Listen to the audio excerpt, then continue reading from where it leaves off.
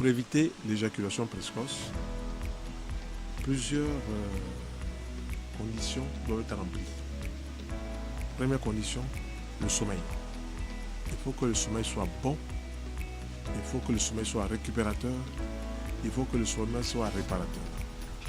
Deuxièmement, il faut que l'alimentation ne soit pas trop arrosée en alcool et que certains mélanges alimentaires ne soient pas faits. Par exemple, à chaque repas, on ne doit pas être amené à manger de la viande. On va avoir de la viande à midi, le soir peut-être du poisson ou des œufs, et espacer les viandes, par exemple prendre de la viande peut-être 3 fois par jour, 3 fois par semaine. Les autres fois, ce sera du poisson, ce sera des lentilles, ce sera des œufs, ce sera du soja. Il faut apporter au corps toute l'alimentation nécessaire pour que l'organisme fonctionne bien. Si cela n'est pas rempli, on aura des pannes, on aura des éjaculations précoces, on aura des réactions qui vont nous frustrer vis-à-vis de notre partenaire. Donc, premièrement, comme je l'ai dit, il faut bien dormir, bien reposer le cerveau. Deuxièmement, il faut se débrancher des sources de stress, les soucis sociaux, les soucis familiaux, les soucis environnementaux, les soucis. Tout ça contribue à créer le stress et à déclencher chez cette personne-là une éjaculation précoce. Quand on lit sur le plan émotionnel ce que c'est qu'une éjaculation précoce, cela veut dire quoi? Cela veut dire que la personne va un peu se débarrasser du rapport sexuel. Elle éjacule rapidement et puis c'est fini. Donc le rapport sexuel ne devient pas quelque chose d'important, le rapport qui devient comme une sorte d'habitude. On fait quelque chose rapidement puis on s'en va. Parce que on a peur chaque fois de se trouver face à une éjaculation avec un rapport sexuel. Et donc il faut faire en sorte que la personne dorme dans une chambre bien aérée, qu'elle dorme bien, qu'elle mange beaucoup de fruits, qu'elle mange beaucoup de légumes, puis qu'elle prenne des compléments alimentaires comme la levure de bière.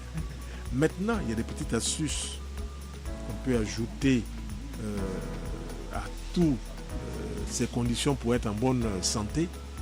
C'est de prendre du maïs frais. Le maïs frais, les grains de maïs frais, de racler ça sur l'épi, et puis de les écraser, de mettre un peu d'eau dessus, avec un peu de miel, et d'en boire un verre par exemple à 18h ou à 19h. Cela a une action freinatrice. Progressivement, la personne va commencer par freiner son éjaculation. Comme une personne qui va prendre par exemple la levure de bière, qu'on trouve un peu partout dans les magasins de produits naturels, dans les pharmacies spécialisées, elle va en prendre jusqu'à 6 ou 8 comprimés naturels de levure de bière, de manière à jouer sur le plan organique afin que la freination s'installe au niveau des rapports sexuels, du moins au niveau de l'éjaculation. Voilà. Docteur, y a-t-il déjà un cas difficile que vous avez eu à traiter? On a rencontré beaucoup de personnes, mais ça peut arriver à tout le monde. C'est la fatigue, hein? La fatigue, on est tendu, on n'est pas assez reposé. Par exemple, quelqu'un peut avoir un repas assez arrosé d'alcool et tout ça, et puis il va avoir un rapport sexuel dans l'heure qui suit. Il peut avoir une éjaculation parce que tout le système est excité. Donc il faut bien espacer les repas des rapports sexuels. Et je dis, il faut bien dormir. Quand on dit bien dormir, si on s'est couché à 21h ou bien à 22h, jusqu'à au moins 6h du matin, un sommeil récupérateur, un sommeil réparateur. On dit bien que c'est au cours du sommeil que Dieu répare les corps. C'est-à-dire que quand on dort, c'est là où tous nos systèmes de défense, nos systèmes immunitaires vont travailler à réguler la fonction de digestion, à réguler le sommeil, à réguler l'éjaculation, à réguler les selles. Tout ça se fait à partir de ce qu'on a mangé, à partir de ce qu'on a vécu au cours de la journée, donc à partir de notre hygiène de vie. Merci docteur de nous avoir partagé votre expérience sur ce sujet. D'accord. Docteur, votre dernier mot. La santé, ça s'apprend. Comme on va à l'école pour apprendre des leçons, mais aussi pour apprendre à être en bonne santé.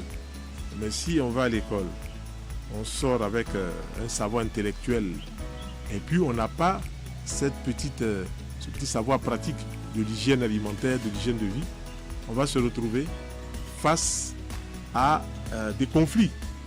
Ça, c'est des situations qui sont assez difficiles. Donc, il faut apprendre à être en bonne santé par le respect des règles naturelles. Et je reviens toujours pour signaler que cela peut se résumer en 4 points, ce qu'on appelle le carré de longévité. Alimentation saine, et quand on dit alimentation saine, avec tout ce que cela comporte, sommeil récupérateur et réparateur, tout cela comporte, sérénité mentale, il faut que dans la tête, face à l'adversité, qu'on soit toujours zen. Ok? Et puis la marche. Voilà, on n'a pas dit de courir, on dit de marcher. Si on marche régulièrement, on fait du bien à tout son corps. Voilà. Donc la santé, ça s'apprend.